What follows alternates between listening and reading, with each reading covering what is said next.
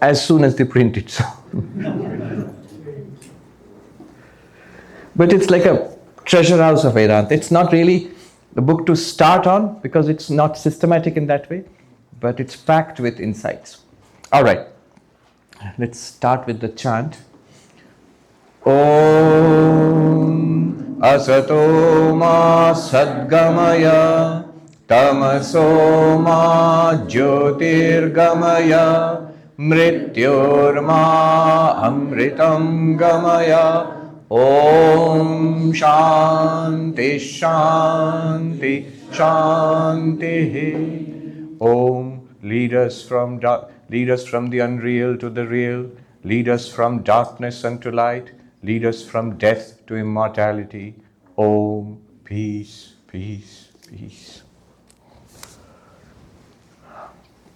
Before I go forward with a little more reading of chapter 6, before I forget, I mentioned the mirage example, and I said I should at least mention it here in Arizona. So, what is the question here? How are we to regard the world in Vedanta, in Advaita Vedanta? Often the example of a mirage is used. And the fully developed form of that I got from, thanks to Professor J. Garfield, who was my teacher in Madhyamaka Buddhism at the Harvard University. He took this example, which is also used in Buddhism, the world as a mirage, like a mirage. We know what the example is. Sometimes you're driving along and you seem to see water shimmering in the distance, but it's just because of the heat and how in the shimmering air light is processed, and it seems like water is shimmering there. A mirage, or sometimes it's more developed, like a body of water appears there, like an oasis in the desert. But there's, of course, no water there. It is just the desert, the sand itself, and hot air there. That's the example. Swami Vivekananda himself encountered it in his travels in Rajputana, in the deserts there. So one day he was walking, he was very thirsty, he saw water, went up to it and saw that there's no water at all. And then he said, so then I realized this is the mirage which we have read about. And then, important, he started walking again. And when he looked back, lo and behold, there was the same body of water. But the whole thing is transformed now in the sense you know what it is. Even though it looks the same, but now you know what it is. It can no longer deceive you. All right, so this is the example. Now in J. Garfield's telling, there are 4 levels of this mirage example. 4 levels. One is, so he gives the example of a driver in the desert out there in Arizona. He's driving along. And 4 kinds of drivers. And you can relate it to 4 kinds of practitioners in Vedanta. So the first one is the novice driver.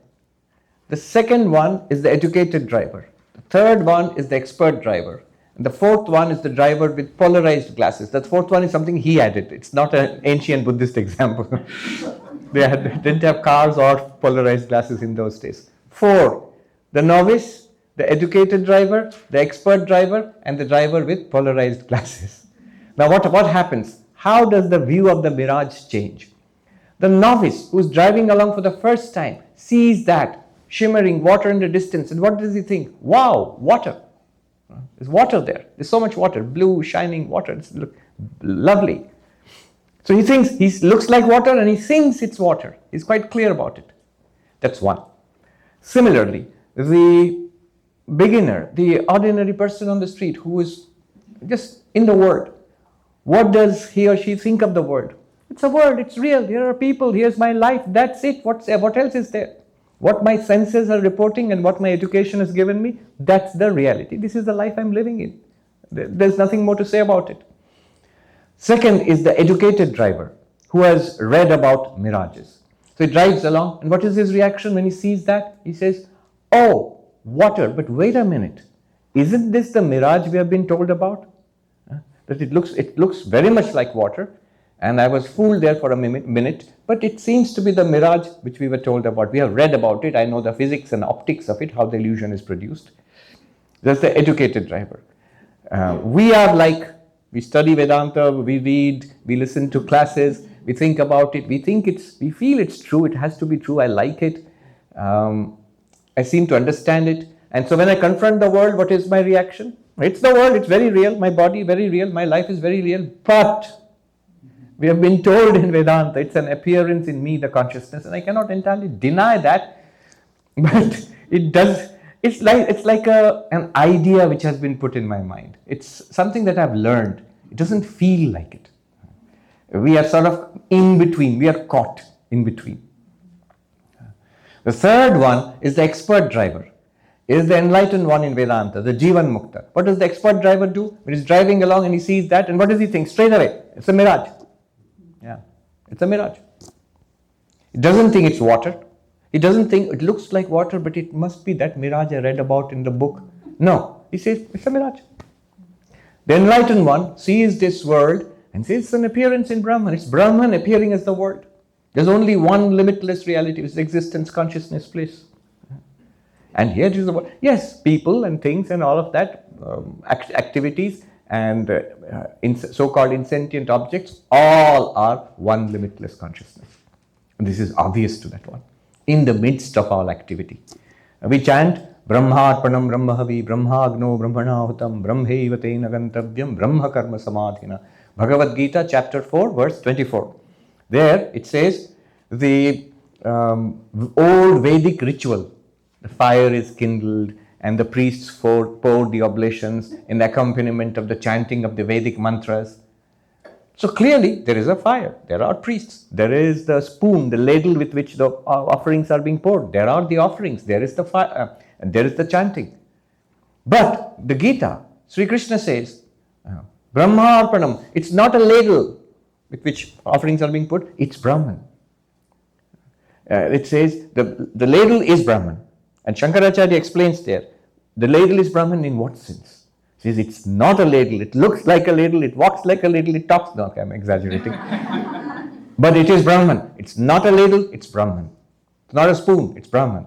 Brahmarpanam, Brahmahavi, the oblations, the ghee, the clarified butter which is being poured with the accompaniment of chanting of mantras into the fire. Well, it's not oblations, it's not offerings, it's Brahman. Brahmagno, the fire is Brahman. What does it mean? Shankaracharya says, it's not fire, it is Brahman. So, and then he goes on to say, in the midst of all action, the one who sees Brahman, limitlessly so, that one attains Brahman or realizes Brahman. Brahma Karma Samadhi. What a beautiful name. Brahma Karma Samadhi is the name of the enlightened person, who in the middle of karma, activity, I am the doer of the action, here is the action being performed, here are the instruments of the action, here is the beneficiary of the action, all the factors of action, they are all one limitless consciousness. So this is the third one, the enlightened one, the expert driver who has seen this many times, who knows what it is. It's a mirage. Not that it's water, not that it seems like water, but it has to be corrected with lots of theory. Yeah. But it's just a mirage. Shankaracharya says, all the water in a mirage cannot wet even one grain of the sand of the desert. The appearance does not affect reality. You as limitless consciousness, as Brahman, you're perfectly safe, even in the midst of this terrible world. Then the fourth one is Professor Garfield's own addition to this, little wrinkle he has added. The driver with polarized glasses. What is polarized glasses? It seems you can buy these glasses. If you wear them, you drive in the desert out there and you can perfectly see everything, but you won't see the mirage. It won't appear to you.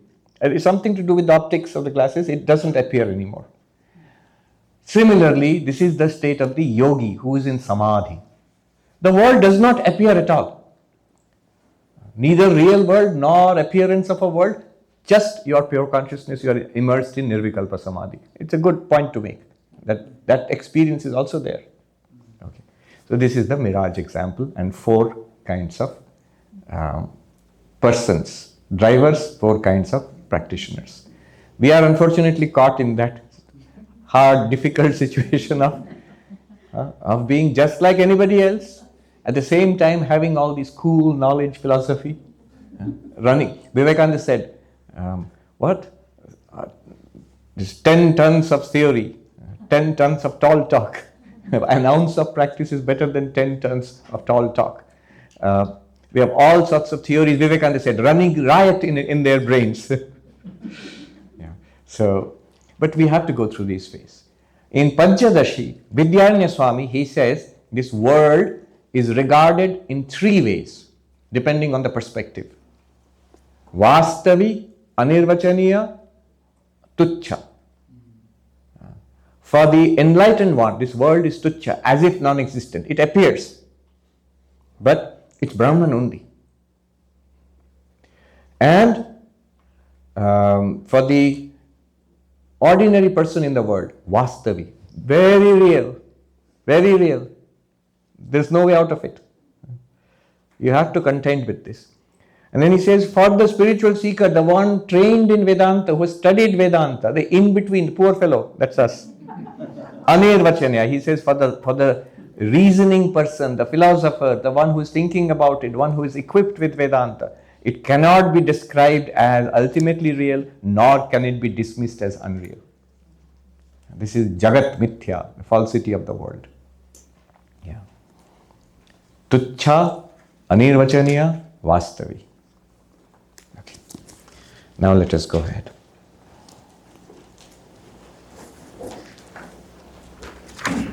So what the structure is, we will read a little bit and I will explain some things a little more. Then we'll stop at the end of this session. Some people want to leave so they can take leave. And then we will start the last session, which is question answers. Yes. Huh? The stories. And the stories, yes, you have to remind me of the stories at that time, yes. I'm outsourcing it to you, you'll have to remind me. Verse number 4 and 5. 4 first.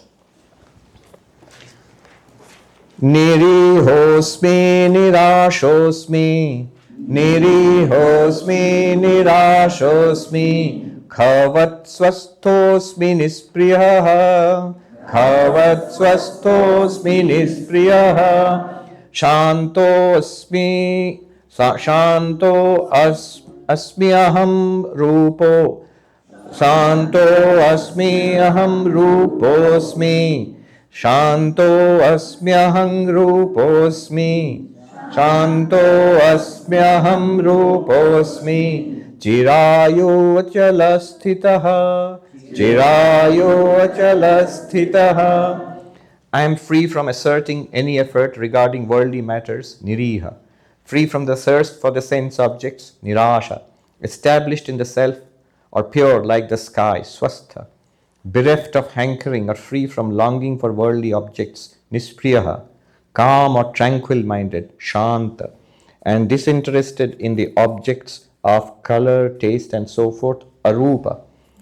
Therefore, I have everlasting life, or I am non-destructible and immovable, or free from all types of restlessness. Again, to understand this, one must first center oneself in Bodho Aham, I am awareness. The witness of the body, the witness of the prana, the witness of the movements of the mind, emotions, memories and the like, the witness of even my understanding, including this understanding, the witness of the darkness of deep sleep. Bodho Aham. And then that Bodha has nothing to do with the appearances of this world. Niriho Asmi. Iha, this. I'm free of this. Nirasho Asmi. I do not depend on it. See, otherwise what happens is when I'm caught up with the body-mind complex, I go around like with a begging bowl, give me a little happiness. How? Through form, through taste, through sound, through the approval of others, through physical well-being, through emotional well-being. All of these are what we are hungry for. As if I, the limitless consciousness, needs this little world, and I go to the world with a begging bowl. The world depends on me for its existence, then poses as the source of my happiness. So no, nirasho asmi. I don't want anything. I can give, and I don't want anything from the world, nor do I need anything from the world. Vivekananda says, never desire anything, for you will get it. If you desire anything, anything is a particular thing, a place, a person, a relationship, a success, popularity, all of it, instinctively we desire it because we think it will make us happy. It does give us some fulfillment. But you know why it gives us fulfillment? It's because we have already created a vacuum in ourselves, an emptiness. We have dug a hole within ourselves, which we need the world to fill. It cannot be filled by the world. It's not the fault of the world. We are putting too much load. It's not a load-bearing structure. It's just a wisp of imagination, a mirage. We are putting too much of our hopes on the world. It will fulfill me. It won't. It only appears to, because we have created a tension within us. And then when we fulfill a desire, we release the tension. These are the words of Erich Fromm. Happiness today has come to mean, I'm quoting, happiness today has come to mean the building up of tension and releasing it. What a miserable life. Even if you manage to release the tension through fulfilling a particular desire, it will not lead to happiness. It will not lead to lasting fulfillment. Again, tension will build up. Somerset Maugham, I've quoted him ad nauseum, but a beautiful, very Vedantic line. If you single-mindedly chase pleasure, very soon you will find nothing pleasing anymore. You think you want pleasure, you want pleasure will make us fulfilled. All right, then do it. So in Manhattan, they do it with a vengeance. Days and days of partying. After that, what is the result? You feel sick. You feel disgusted. You feel horrible. Why? What we thought will fulfill us, then you've done it. Single-mindedly, only partying, only pleasure, only fun. Did you have fun? No. It's horrible. Then somebody said, no, the real way is balanced. Little bits of this, little bits of pleasure, and little bits of meditation, spirituality. Little balance. Swami Ashokanji says, yes, balance. On one hand, a cup of nectar, on the other hand, a cup of poison. One sip from this and one sip from the other. Why? We somehow don't have confidence that spiritual life will fulfill us, but it will fulfill us. You try it for yourself, you will get that much fulfillment. And look at the lives of the saints, they are deeply fulfilled. So we will get fulfillment. We think by being selfish, acting for ourselves, I, me, mine, I'll make myself happy. So it seems like a no-brainer. But selflessness is actually much more fulfilling. So when Vivekananda says unselfishness or selflessness is much more fulfilling, it only takes maturity to understand that. It takes a mature mind to come to that. That's why a lot of people in maturity, sooner or later, they understand that by doing things for others is a great source of peace. Whether you are Vedantic or Christian or Buddhist, that's secondary. Just by doing things for others, being of help to others, it's a source of peace and fulfillment. All the things that we have done to make ourselves happy, all the things throughout our life, could be pleasure, money, success, power, Facebook likes, whatever it is. In years ahead, as the years roll by, when we look back upon them, we'll either not remember them at all, or when we remember them, we will be embarrassed about it, or in any case, that fulfillment will be gone. On the other hand, the least thing that we have done for others, if you ever even remember it, there's no need to remember it, but if you remember it, you'll always look back upon that decision and that thing which you have done, that sacrifice you made with great satisfaction. It's a lasting peace you will get forever, having given up something for somebody else. Vivekananda, that's why I said, let the giver kneel down and offer, let the receiver stand up and receive. It's a worship. The divine is present in these forms of worship. So counterintuitive. Trying to make myself happy doesn't make me happy. Trying to make others happy makes me happy. Counterintuitive. Fulfilling desire, we think it will make me happy. But counterintuitive. Give up desire. Love God instead. That will make you happy. Somebody said, do you want to be happy? Yes. Instantly? Yes. And lastingly? Yes. And deeply? Yes. Then fall in love with God. Fall in love with people, it will make you suffer. It's not that you should not love people. You should love people, certainly, without expectation. Then you'll be safe. But without expectation is not for the sake of those people. It's a protection for you. It's an armor for you. Otherwise, your love becomes a bondage. It drags you on into suffering. Vivekananda says, thine only is the hand that holds the rope that drags thee on. Let go thy hold, sannyasi bold. Say Om Tat Sat Om. So it does not mean you let go of love. Of course you will love.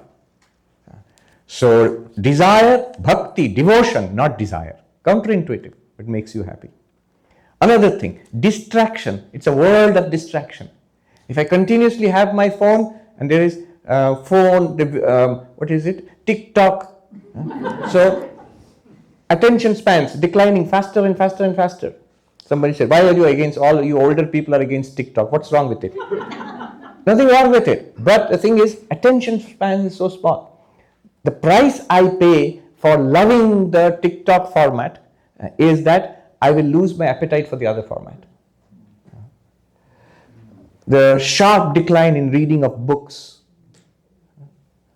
I see lots of people reading books on Kindle and all that, but mostly elderly people, older people. So sharp decline in reading of books. Now sharp decline in even watching a lecture on video. That's too long, too boring. Once in Central Park, I was walking, a guy was biking on a bicycle, he stopped and he looked at me, hey, you're the guy with the really long lectures on YouTube, right?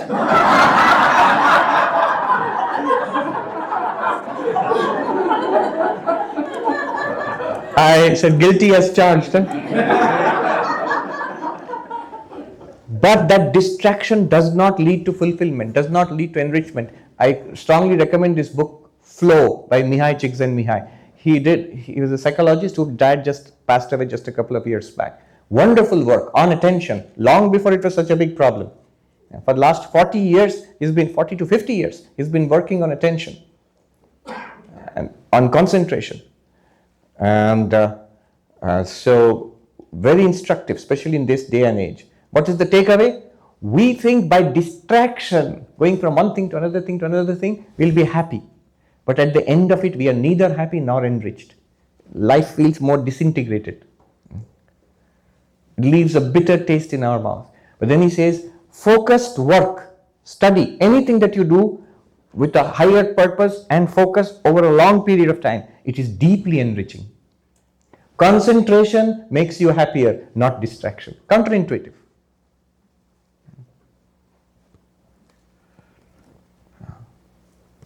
So, all of these things, it shows, nirashvasmi, the world will not fulfill me. It just trap me and make me more and more unhappy. Then, what am I? He says beautifully, khavat swastho asmi. Kha means sky. Be like the sky, especially the Arizona sky. Vast, blue and bright. Vast, blue and bright.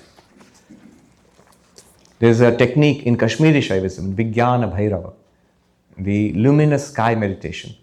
It's like this, it will work perfectly in Arizona. On a beautiful winter day, don't go outside and like this on a summer day. On a nice day like this, find a nice patch of ground out there, lie down flat and look up.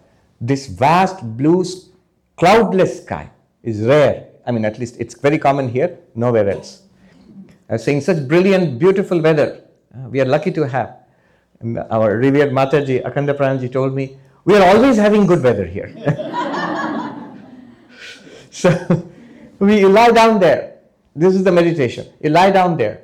Look into the vast blue sky. Look intently with eyes open. What is it? Blue, vast, luminous. Blue, vast, luminous. That's the description. If you look, you will see. Now, as if you are falling into the sky, blank out everything else. See nothing else, think of nothing else, feel nothing else. Intent focus on that vast blue luminosity. Then, this is Kashmiri Shaivism, Vijnana Bhairava. In an instant, close your eyes. Drop the vast blue sky. You should be left behind. If it works, you should be left behind with only luminosity. That luminosity, which is the sky's luminosity, it's a physical luminosity. But it will suggest to you your own luminous nature. Vast, limitless luminosity. It's a trick. It's a way of tricking you into enlightenment. The beauty of it is, if it doesn't work, just open your eyes and look at the vast blue sky. Vast blue luminous sky. Drop the actual sky by actually closing your eyes. Stay with the luminosity. You'll begin. The whole point is to see that I am the luminosity. Kavat swastho asmi. Swastha has two meanings. Established. Swastha literally means in all Indian languages. What does it mean? Health. Health. But literally in Sanskrit, what does it mean? Established in the self, in my real nature. Swastha. That's the ideal of health. Health is natural, disease is unnatural. So established in my natural state, I'm healthy. Swastho asmi. And I have a lot more to say here. Nispriyaha shanta. Therefore, I am peaceful, serene. Two levels of peace, serenity. One is at the level of the body-mind. And the other one is yourself, Atman, pure consciousness. Pure consciousness itself is shanta, serene, but choicelessly so. It's the peace that passeth understanding. It cannot be disturbed. It's choicelessly serene. Even in the most disturbed mind, even in the most restless mind, you are the ever peaceful pure consciousness. You're already that. It's an accomplished fact. Nothing can disturb it. Lifetime after lifetime, you have been like this. There is again a Kabir Das bhajan. Yuga and Yuga, dole re, yogi. I've forgotten the words. I am the yogi. Age after age, I sit and watch in my little hut as lifetimes, the scenes of many lives pass by. I am, all else passes by. And I am the yogi. Who's the yogi? Each of us. We don't recognize it. That's why I'm saying I'm being thrown about from lifetime to lifetime. I'm being tossed in the bhavasagar, ocean of life. But actually we are the yogi. We're already that yogi. And it is our play that I go through all these lives. Vivekananda said, somebody said to Vivekananda, the world, Swami, the world is a school where we are sent to learn our lessons. Vivekananda said, who told you that? I don't agree. I think the world is a circus ring and we are all clowns tumbling around. And that lady, she asked, why do we tumble, Swami? She says, because we love it. It's great fun. What does tumbling mean? All the ups and downs, the tragedies of lifetimes, the great experiences and the downs and the miseries, life and death itself, this is tumbling. We are not hurt though. If we are hurt, it would not be fun. We still survive. So, Shanta, your real nature is that peace. But also, this Shanta, peace means peace at the body-mind level also. A sign of a spiritual person is a serenity, which you can see in the personality, not just pure consciousness, Atman, Brahman, in the personality.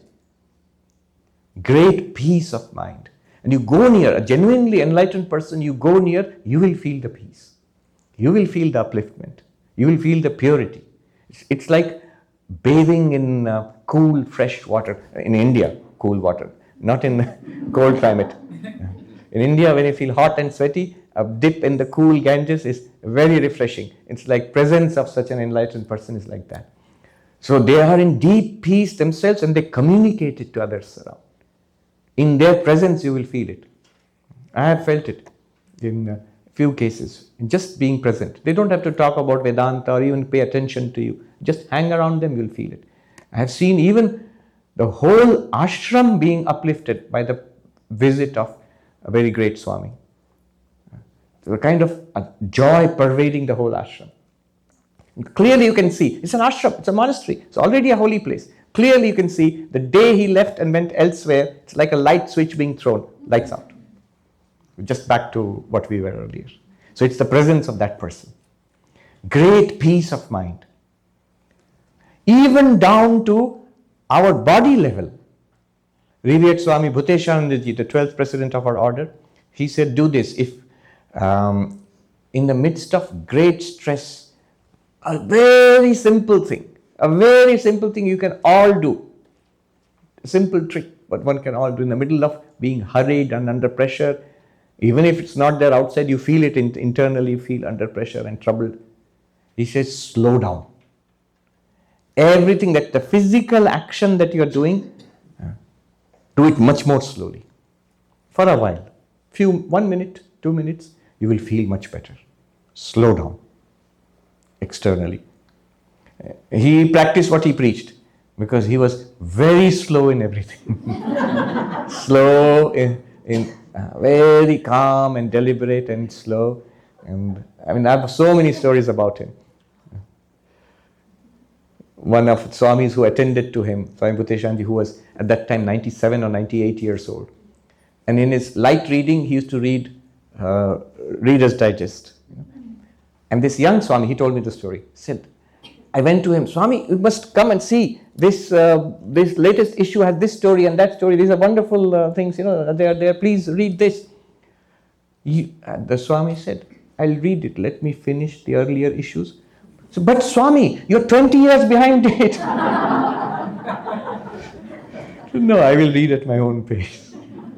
No hurry. No excitement there.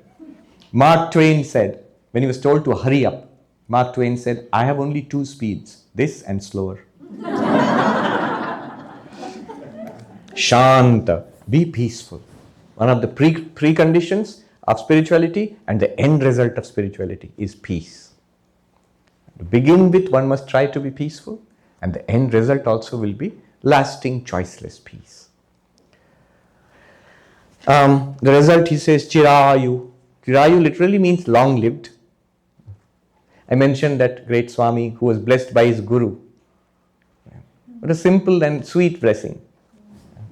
70 years ago, 60, 70 years ago, I bless you that may you live long with a healthy body and happy mind.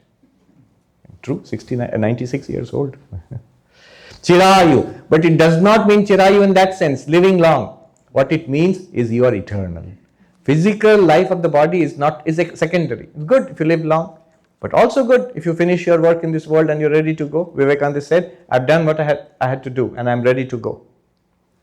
He lived within 10 years from 1893 when he appeared at the World Parliament of Religions and 1902. Ready to go. 4th July 1902, American Independence Day. Ready to go. In this, he built a bridge between the East and the West. Pioneer, which is why we are here today.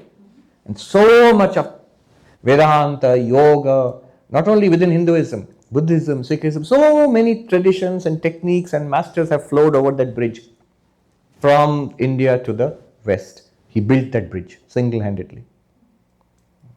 And then he went back to India and he roused his country, which was colonized under a foreign power, illiterate, starving, superstitious, divided by caste and language and region, and crushed by a foreign oppressor. He roused his country to a sense of their own identity and greatness, which led to the freedom movement and final freedom of India from the British rule. A historian said Vivekananda is the unconscious father of Indian nationalism. And he did all this in 10 years and founded our order. And it's one thing why we are here today. And so many other things. All of this in 10 years and ready to go. So Chirayu, long life, does not mean actually you have to live long. You can or you may not.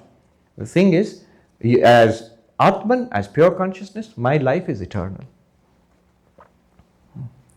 Swami Ramakrishnanandaji, another disciple of Sri Ramakrishna, who founded the Ramakrishna Mutt in Chennai, Mylapore in Chennai.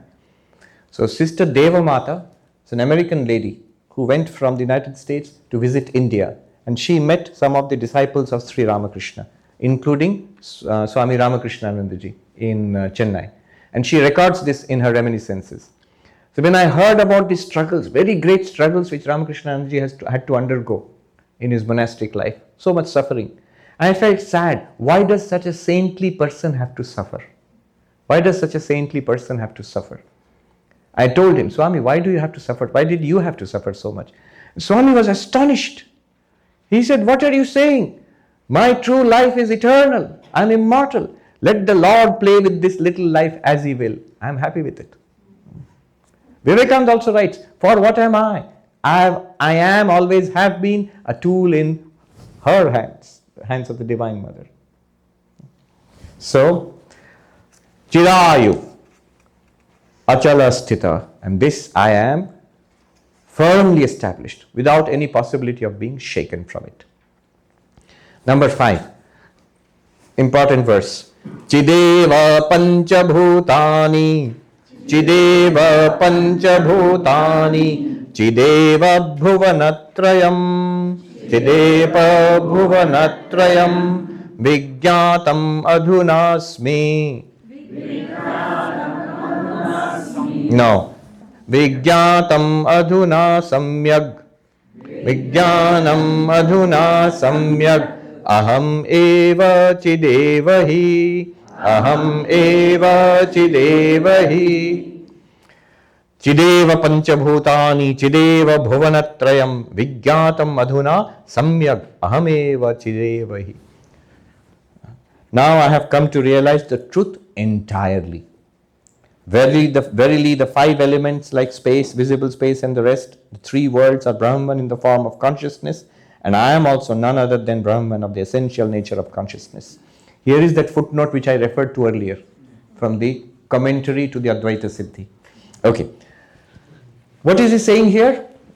This is a point he is making which many people hear and also have seen at other times. They get stuck at this point. People say, I understand the arguments and the techniques of showing that I am pure consciousness, that I am awareness, I am the witness of the mind and body and world. I understand that. But when you say this witness consciousness is everything, that seems to be stretching it a little. Is it something to be taken on faith or on argument? Or you can make it even more fine. I, as the witness consciousness, if I understand it correctly, I can see it is an experience. It's already experiential. But I am everything, can it ever be an experience? Or is it something that we assume or we learn from Vedanta and we have to take it as, all right, sounds reasonable, that's it. But that's not my experience. No. He says, this witness consciousness which you have discerned, bodhoham, I am awareness, not body, not mind. This witness consciousness itself is mind, is body, is the world. Our first position is, I am the witness. See, how do we begin? We begin with, I am the body mind. Then Vedanta teaches us, you can't be the body. Remember? Sit like the mountain, breathe like the wind, then consider the body, consider the prana, consider the mind, consider the intellect, inner and inner, subtler and subtler, until you come to, I am awareness.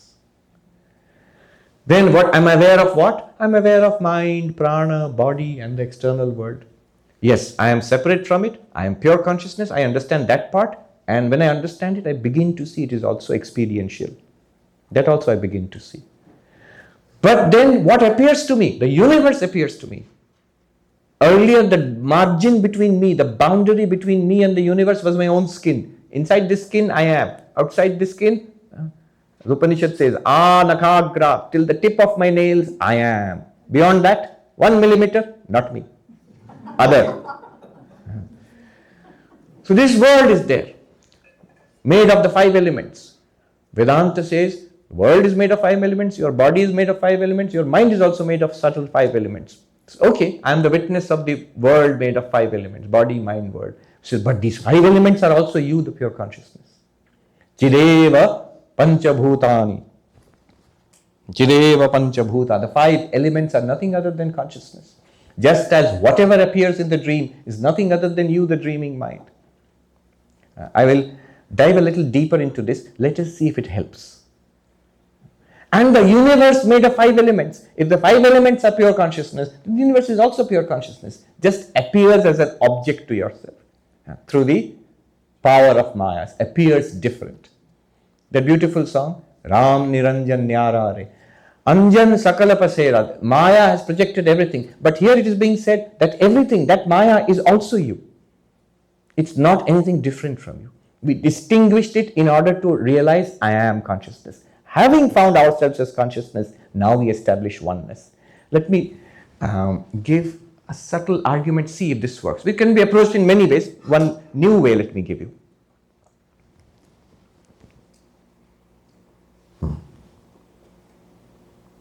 Okay. Simple argument, but you have to focus closely on it. Atma, Anatma, self, not self. We'll just talk about these two. What is the goal? We have to realize that even the not self is nothing but self, or self alone is there. What is Atma and what is Anatma? What is self and what is not self? The self is irrefutable. First point. I am. This cannot be refuted by anybody. If you try to refute it, you prove it. Yaiva tasya nirakarta tasya atma. So Shankaracharya says, whoever tries to deny it, it's the very self of that denier. I am is undeniable. More than 300 years ago, Descartes, the mathematician, we all read Cartesian coordinates and things like that. So he was a great philosopher also. He said he wanted to know, can I establish knowledge on firm foundations? So he started what is called the skeptical project of skepticism. Let me doubt whatever can be theoretically doubted. Okay, and he found you can doubt the world.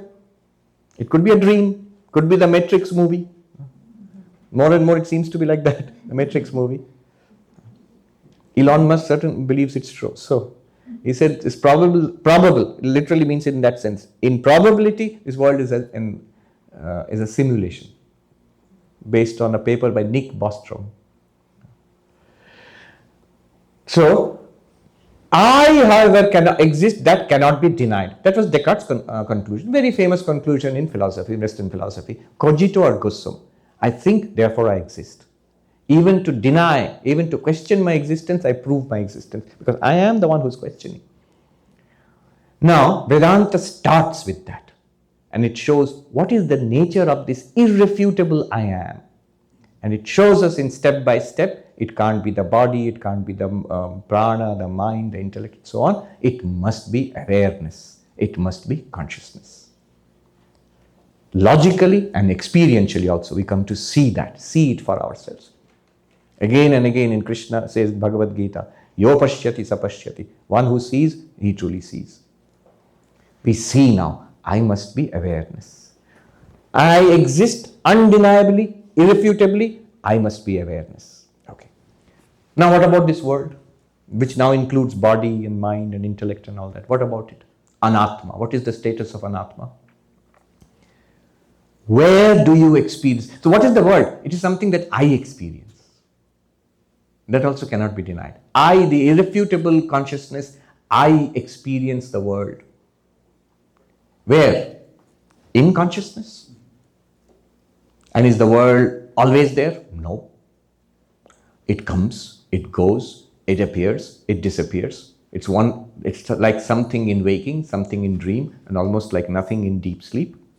It appears in one way through my sense organs. Through the eyes it appears in one way, through ears it appears in another way. And if you supplement it with microscopes and telescopes and particle accelerators, it will appear in another way. And sometimes it is there, sometimes it is not there. But I am there. Okay. This is the status of the world. It is an appearance in me, the irrefutable consciousness. I also, deeper investigation shows, in some sense, this world depends on me, the irrefutable consciousness, for its appearance. Because consciousness plus object is experience. Without consciousness, it can't be the experience of this world. Even the so-called object, it appears entirely in consciousness. There's no way, in an equation I write consciousness plus object is equal to E. As if consciousness is there, object is there, they come together and they provide experience. But the consciousness is there, irrefutable, I know. Object is there, how do you know? Through consciousness. Okay. Now let me, here, this is the foundation. Let me bring in here a definition from Advaita Siddhi, that book which we talked about. Definition of falsity. Swa atyanta abhave, swa atyanta abhav adhikarane bhasamanatvam mithyatvam. Let me repeat that. Swa atyanta abhava adhikarane bhasamanatvam mithyatvam. Appearance in the locus of one's complete absence is falsity. When an entity appears where it does not exist, that entity must be false. I'll repeat it. The Sanskrit word swa, own. Atyanta bhava, complete absence. And what is this complete absence? You have to go to Nyaya philosophy for that. 15-day course on nothing. Complete absence. Bhasamanatvam, appearance. Adhikarane, in the locus of it, one's complete absence, if it appears, then that appearance must be false. It's not a real thing. What does it mean? Example. Classic rope and snake, or the mirage example. The snake appears. Where? In what is actually a rope. Yes, it's by mistake. It appears. Is there a snake in the rope? No. But does it appear there? Yes. What is the locus of the appearance of the snake? Rope. What else is there in the rope? Absence of the snake. So when it appears together with its absence, there where it appears together with its absence, that snake must be a false snake.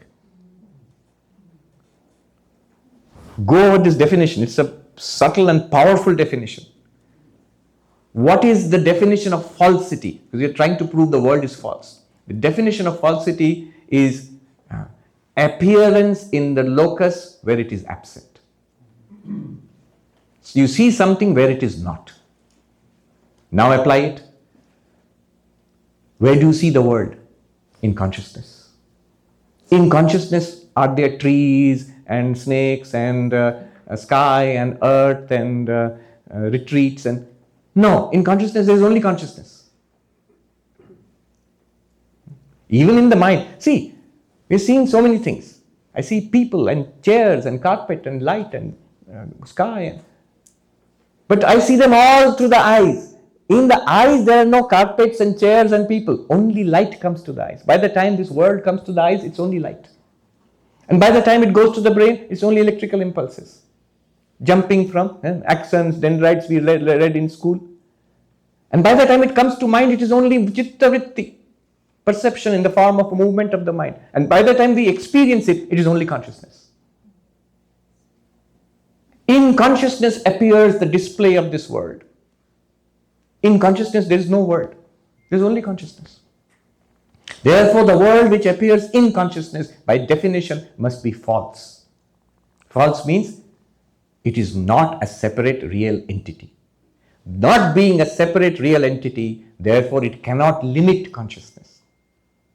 In our experience of the world, there is only consciousness. Because those things which are experienced, they don't exist separately. Therefore, those things are nothing but consciousness. Nothing but consciousness. Because, so let me repeat the argument. Consider self, not self. Through Vedanta, I realize, first of all, the self is irrefutable. I cannot deny the self. This is the conclusion of East and West. But what is the self? Through Vedanta, I realize, Bodhoham, I am the witness consciousness. Good, stop there. Now go to the not self, world, universe. What is the universe? It's an appearance. Where? To me, in me the consciousness. That's where it appears. Never outside, ever has it appeared outside consciousness. Only in consciousness. Therefore, I am the locus of the appearance of the world. But what is the nature of this appearance? I see that it appears and disappears. It comes and goes. It is variable. All of those things. That means sometimes it is there, sometimes it is not there. The absences of the appearance is there along with the presence of the appearance. Also, by my understanding, I think when I contemplate what could be the nature of consciousness, I can see that there cannot be bricks and stones and all in consciousness. It can only be consciousness. Where the world cannot be and where the world is sometimes absent, it seems to be present. That is the definition of falsity. Swa atyanta abhava adhikarane bhasamanatvam mithyatvam. Appearance in the locus of its complete absence is falsity. The world being false, it cannot be a second reality alongside consciousness. It cannot be counted. Therefore, in reality, there is only consciousness, even when you are experiencing the world. What is this world then? It is nothing but consciousness. Think about it. This is one way of arguing. I had this discussion once with that Swami Ramananda Saraswati. So, one of the arguments for falsity of the world, it is very cheeky, chutzpah, startling argument. Vedanta says, why do you think the world is false? And Vedanta says, because it appears. And we say, but no, this is ridiculous. The world, I think the world is real because it appears to me. I see it, therefore it is real. And Vedanta says, do you see it? Yes, therefore it is false. I did not understand at that time. I asked him, Swami, this argument will not, there is a Nyaya syllogism in which way the argument is put. The world seen in consciousness is false. Way, for example, like the snake seen in the rope is false. I said, Swami, we can flip this argument around. Sometimes you see a real snake. It's not always that you are seeing a snake in a rope. In a real snake, so I see the snake and the snake is real. Why should it be false? Why should the world be false? Just because I see it. You say that you're seeing the snake in the rope and you're seeing the snake, but it turned out to be false. Okay, but I can also say I saw a real snake and it turned out to be real. How will that help me to see the world is false? He smiled slightly and he said, "Aise nahi hoga, not like this."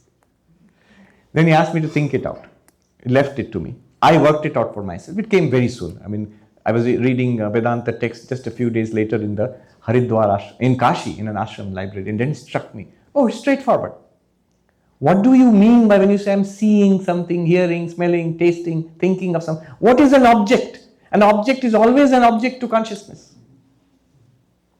In consciousness. Appears and disappears in consciousness. If something appears and disappears in the locus of its appearance, then it exists alongside the absence, its own absence. That's the definition of falsity. So the world is an appearance in consciousness. That which is an appearance cannot limit consciousness. Therefore, it must be all consciousness. Kind of subtle, difficult argument. How is it an experience? It's an experience. What experience? This experience. Then every experience of an object is an experience of consciousness. Consciousness is what? Atma, self.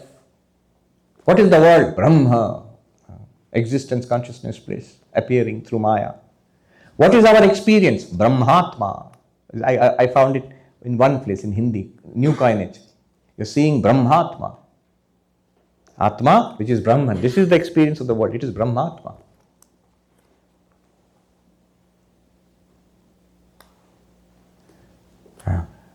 I met this sadhu in the Himalayas who was not very learned, who did not know much of Vedanta. But he went to one of the greatest teachers of Vedanta in those days. He was called Tapovan Maharaj, who lived in Gangotri in the Himalayas. You know, Chinmay mission is there. Swami Chinmayanandaji's guru.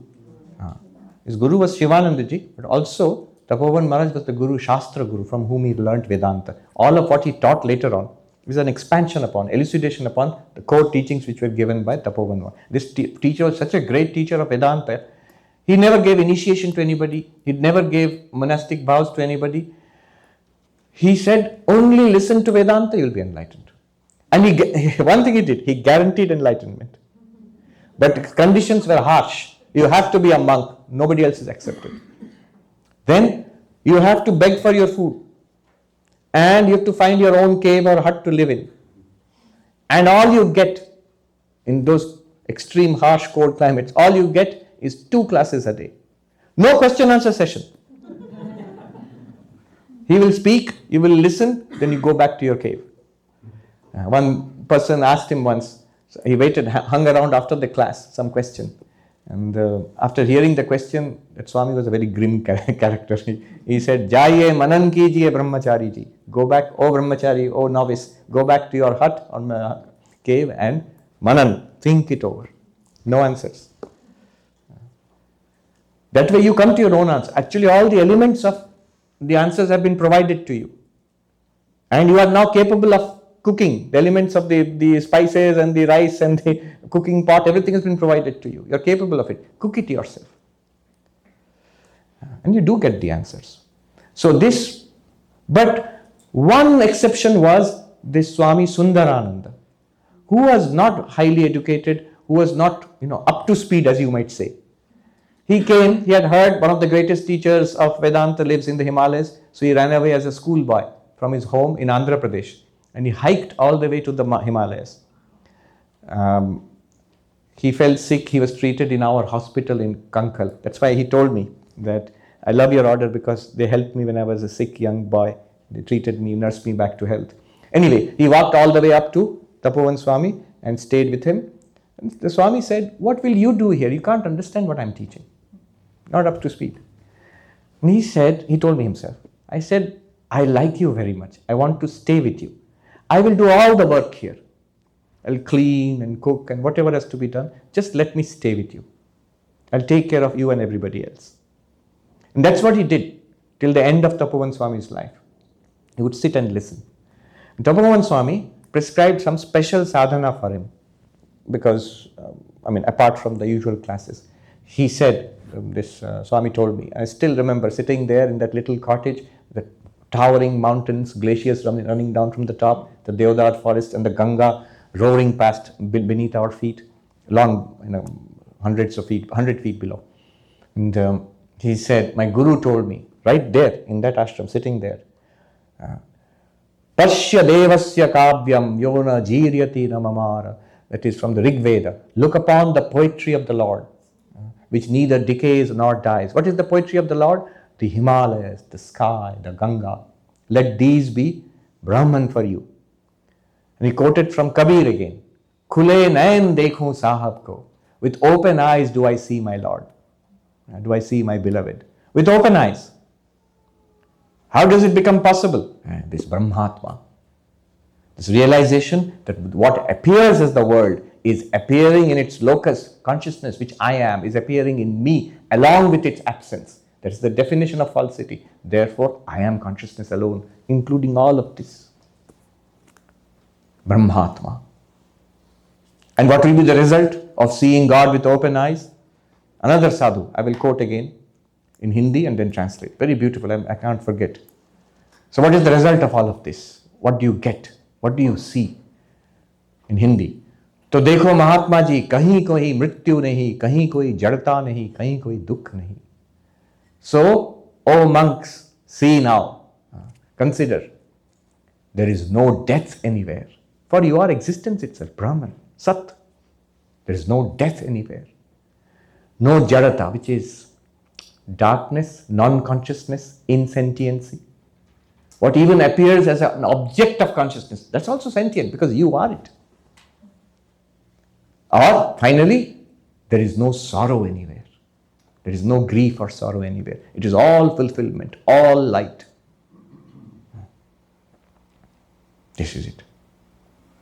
Let me do the peace chant and then we break for a while. Om Shanti Shanti Shanti Harihi Om Tat Sat Shri Ramakrishna Arpanamastu. I pray to Sri Ramakrishna, Ma Sharada, Swami Vivekananda. May their blessings and the blessings of all the great ones be upon all of us here. May we realize these truths in this very life itself by their blessings and grace.